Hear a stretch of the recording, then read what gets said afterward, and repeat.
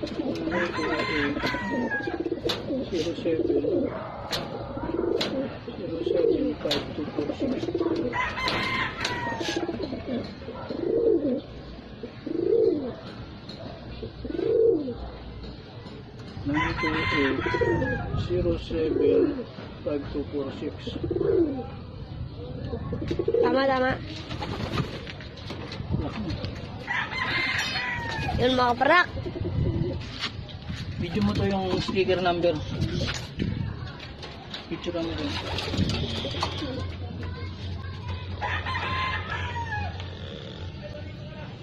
Okay na.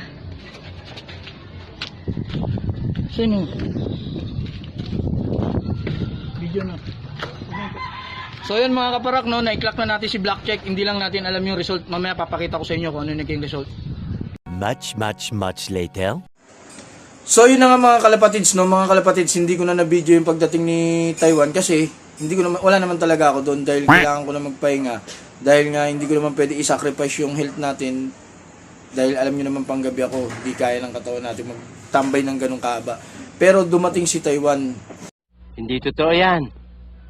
Bola lang yan. Pero hindi ko na rin siya kinlock kasi nga cut off na rin naman.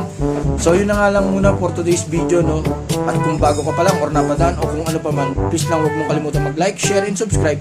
Hit mo na rin yung notification bell para lagi kang updated sa mga videos natin. Ingat mga kalapatids. Bye-bye!